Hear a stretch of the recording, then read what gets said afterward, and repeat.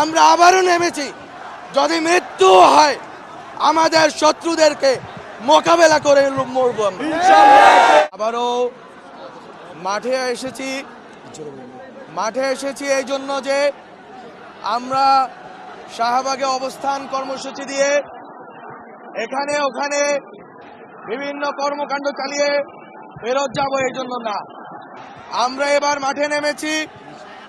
আমরা যেই ভুলগুলো করেছি, আমরা যেইভাবে এই ফ্যাসিবাদের উচ্ছিষ্ট এই সরকারের ভিতরে বাইরে রেখে দেওয়ার সুযোগ তৈরি করা হয়েছে, এইবার আর সে সুযোগ দেওয়া হবে না।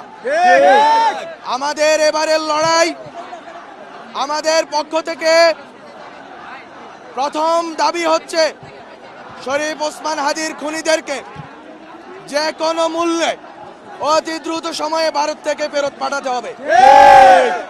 এটা হচ্ছে বেসিক। এইটার বাইরে আমরা যাব না যতক্ষণ না এই খুনিদেরকে ভারত ফেরত দেবে। ততক্ষণ পর্যন্ত আমরা মনে করি না ভারতের সাথে কোনো স্বাভাবিক সম্পর্ক রাখা সম্ভব। ভারতকে শুনতে হবে বাংলাদেশের জনগণের কথা।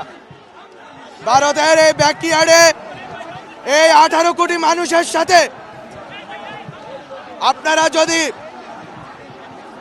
মনে করেন খেল তামাশা করবেন, আপনারা যদি মনে করে থাকেন আপনারা বাংলাদেশের ভিতরে ঢুকে এই দেশের সূর্য সন্তানদেরকে হত্যা করে পার পেয়ে যাবেন, তাহলে আমরা বলবো আমাদের যেরকম গুম হারাম হয়েছে আপনাদেরও গুম হারাম হবে।